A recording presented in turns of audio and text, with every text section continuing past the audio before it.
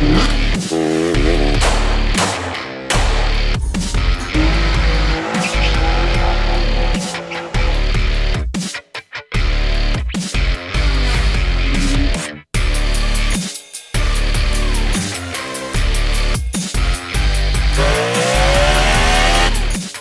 guys, I told you when we set out to build this, I'm filming it start to finish, the whole build. This is really for entertainment, but mostly for education purposes to help you guys out at home. So you don't want to send your crank to a machine shop and have them do a grind on it. Well, even if you do that, what I'm about to show you is really good practice to do. Now, I want to make something very clear here, okay? This crankshaft out of that 2J was in very, very good condition prior to when it, came out, okay? So there was no extremely deep scoring. There was no huge pitting. There was no alarming defects with the journals. And something where I got footage, I'll kind of show you guys, but the crank's in pretty good shape. What we're doing right now is we're polishing the crankshaft, okay? You want the smoothest possible surface that you can achieve on every single journal on the crankshaft. So I'm gonna show you a couple tips and tricks for, I guess we'd call it grinding the crank, sanding it down. So 400, 600, 800, then I got 1,000, 1,500, 2,000. We're gonna end at 2,000 and then we're gonna polish it. Okay, so this crank is gonna be shiny when it's done. Very, very shiny. So I'll show you guys kind of how this works and best practices for it. All right, although my workbench looks incredibly dirty right now, cleanliness is the most important thing of all this. So you can see all these rags. Every time I do one journal, and I'm going to show you how to do a journal, but what I do is I spray whatever sandpaper I'm using down with some WD or PB, soak it, and then wipe it. And when you wipe it, you're ensuring that you're getting all the crud off of the strip, okay? So I've already done this side, the mains. I'm starting on the mains, and then I'm doing the rod journals. So I've already done here, and here. Okay, so I've marked them with a little Sharpie. Now I'm on 1, 2, 3, the last 3 mains. Okay, so the way this works, in very simple form, you get a shoelace, thicker the better, but you don't want it as thick as the whole journal. Okay, but what you're gonna do is you're gonna take your sandpaper, right, and we're starting right here. Okay, so what I'm gonna do is loop this around so the strip's all the way around it. Then I'm gonna take my string and I'm gonna wrap it underneath the journal.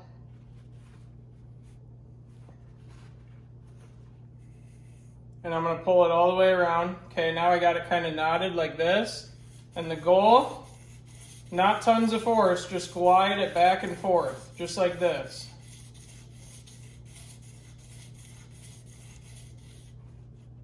So as you guys can see, when you start sliding it back and forth, I'll kind of show you. So we're taking it, we're not pulling like crazy, we're just gliding. And what you want to do is make sure you get the inside, go closer to the outside. And the faster you can do it, the better of a grind you're going to get. Okay, so just like this. So that's 400. That's probably plenty, okay, because that's 400. There's not heavy grooving on this. So now what you're going to do, set your string over there. You're going to clean this again before you move on to the next one. And each time you do one, my advice, wipe it down so it's nice and clean. It is going to leave little paper towel burrs on it, but we're not worried about those. But you guys get the general idea. When we're done, these are gonna look like a mirror when we're done. All right, so we spent a lot of time on this thing, you guys. It is as close to perfect as it can get. If you guys see here, it's got a nice mirror finish on it. Yeah, that's my ugly fingernail. But yeah, so basically started with 600. Some spots that had scores, like this one, I hit it with a little bit of 400, not too much pressure, but the key is to make sure you're doing the same amount of passes, same amount of sanding, same amount of all that on each one, regardless of condition, just so you know that the very, very minuscule amount of metal that you're taking off of it is going to be the same all the way across. So I started at, essentially, we can call it 600, and then I went 6, 8, 1,000, 1,500, 2,000, and then I did a very light sanding with 3,000 at the end. I still want to get a grit compound, like a metal polish grit compound for like lapping valves and shit like that, and use a microfiber on it and basically, you know, just polish it even further than it is right now, or maybe get a 5,000 strip, sand it with that. But she is, I mean, there's, you know, dirt on it and stuff, but it is as good as it's going to get for the most part. I did not want to have this machined and deal with different size bearings and the whole works. And so we're going to be rocking OE bearings, which is awesome.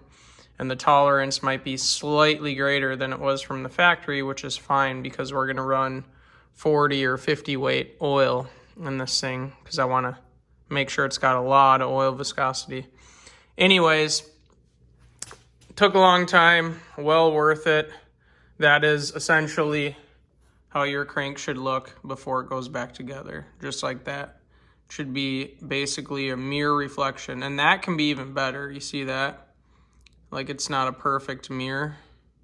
So anyways, just want to show you guys crankshaft ready to rock and roll. You guys, it's here. All right, I'll calm down. Probably going to be one of the nicest components on the vehicle, the fuel system. This is shipped directly from Radium. This is a full 2JZ fuel system. And yeah, I know, it looks weird. I was using this to cut something.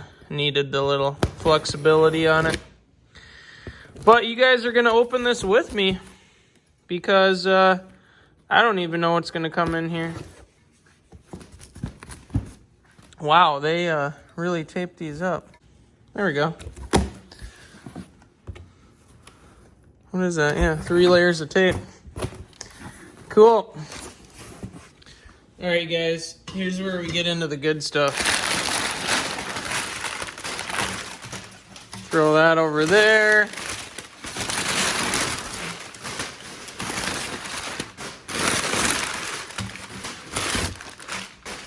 Oh, shit, yeah, you guys. Check this stuff out. What do we got? Direct mount regulator. What do we got here? Fuel pressure damper. What else we got here? DIY fuel pump wiring kit. Should be 2 of these guys because we're running a dual pump. DIY. Okay, so there's the second one. What else we got here? Fuel brake line retainer. So this is for under the car. Finishing touches, you know, those are everything. Fuel pressure gauge.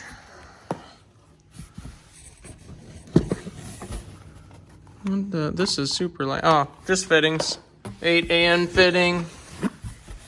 Another one, I'm guessing. Yep. Okay. Now for the good stuff, you guys.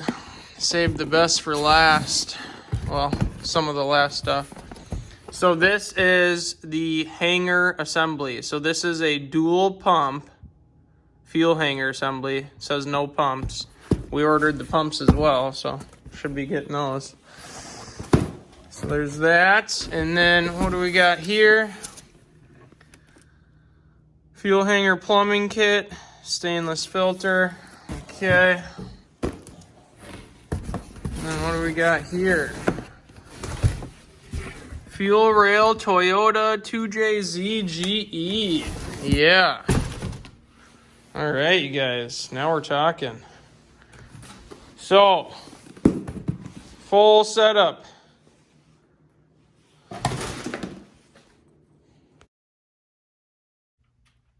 The Holy Grail. So, lots and lots of stuff on the fuel system. Lots and lots of work. So, that is going to be today's project as well.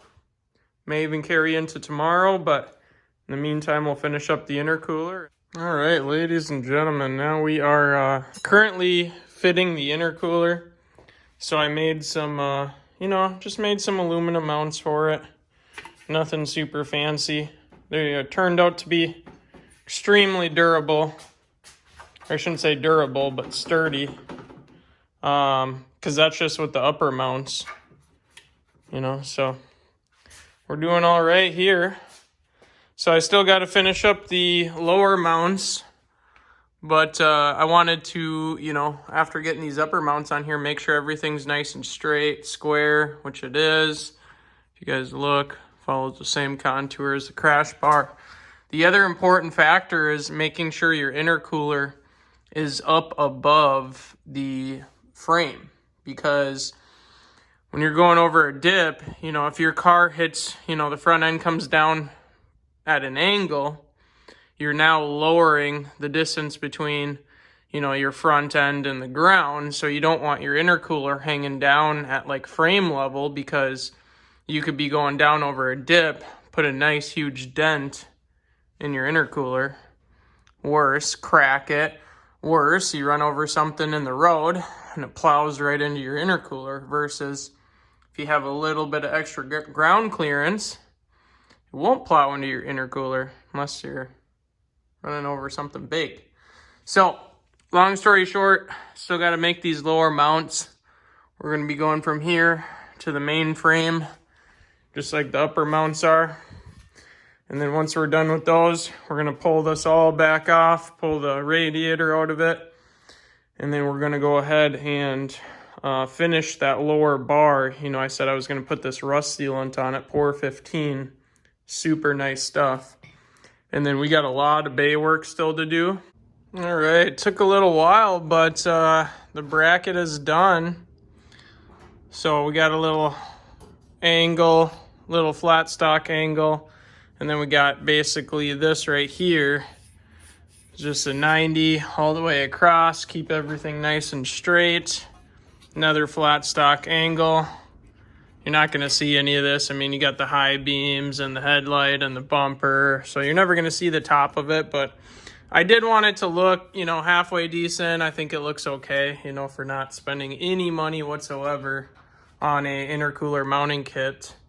These SCs are tricky anyway, because you got your high beams here, headlights, it's a confined area for the most part up top.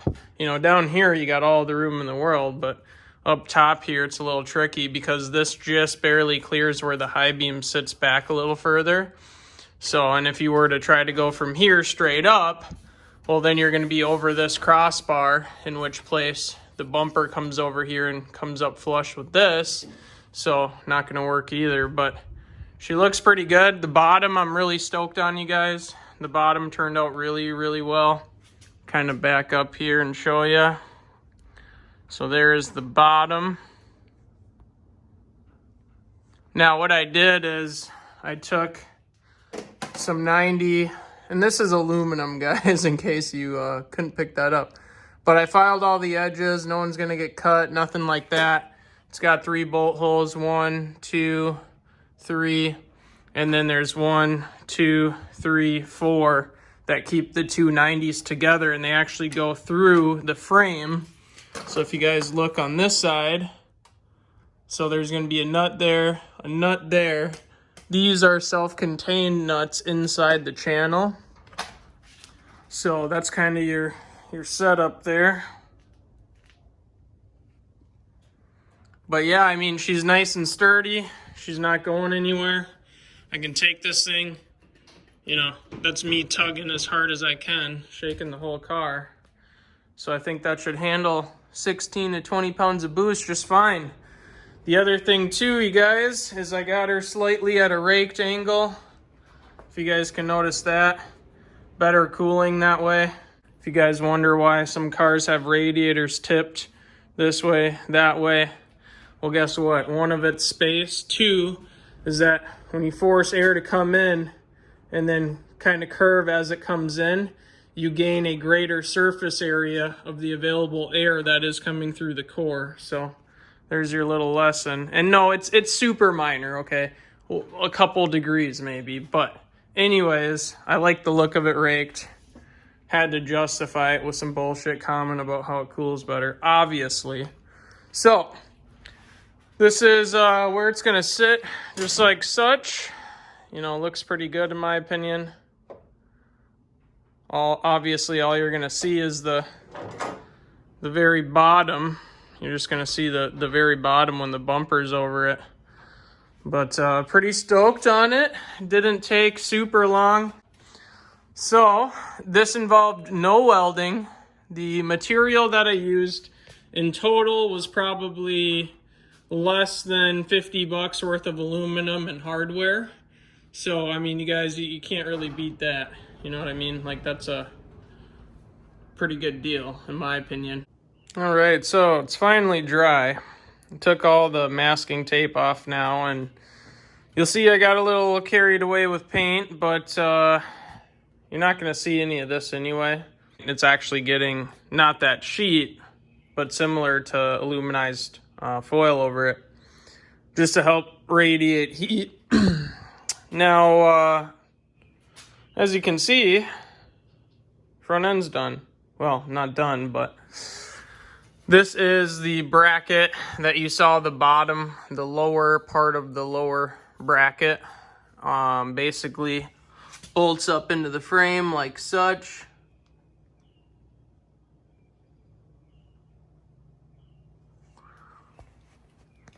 And then you end up taking these out, these bolts, and then that bracket goes against this one at another 90, and then the studs go through it. That's what holds it to the lower bracket mounts, and then it's got little arms that attach to the radiator, or to the intercooler, excuse me, like you saw. So this is going to be a permanent piece, well, as well as the mount and the intercooler when the car's done, but I ground this all down and sanded it really well. Took a grinder at it, got it to bare metal in some spots. And no, it doesn't look great, you know, but it's sealed. It's not going to continue to rust. You know, I layered the paint inside of all these holes as well after I cleaned them out with acetone. I mean, I did it somewhat the right way. And I will say it looks a million times better than it did. So I guess you got that going for it. But biggest thing, this was one of the only areas that had, like, you know, decent rust on this lower bracket, and now not so much. I also, too, if you guys didn't see, did the bottom of it. So, and now when you're looking at the car, you know, if you do see through the fender, which is rare, but at least it's all black, so looks pretty decent. Also slowly picking my way around, getting this foil wrapped up on all the brake lines. Again, you got to keep heat out of that stuff. And then that big shield is actually, there's two of those big shields, okay? And one is going to wrap from about here all the way back and around down the middle. And then the other one's going to come up and stop at about this strut tower right here. And basically what that's going to do is create a barrier between the firewall and the engine bay to help reduce heat in the cab, you know, especially because you guys got to understand, the hotter that firewall gets, the hotter everything behind it gets. And they get hot. You guys might not think so, but go go ahead and hold your hand on one after you get done doing a pull and tell me if you can keep it there. Anyways, it's going to look a lot better because you're not going to see, again, you're not going to see all that stuff, so it's going to be covered. So I know some of you are looking at that like, oh, what in the world? You know, it doesn't look very good. It doesn't need to look good because it is functional, and the aesthetics are going to come from that. So, also got the harness laying out. We're still waiting on, it's going to be a while on the hull tech most likely. So the engine harness plumbs through there around the other side. You guys get the idea. So also painted this little, what would you call it? Subframe? I guess that's what they're calling it.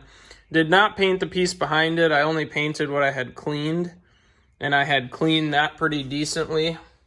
So, you know, it doesn't look great, but it looks all right for the most part. So, coming along, we are going to start on the fuel system. I already, well, there's one of the vapor lines, as you can see right there. Pulled that down.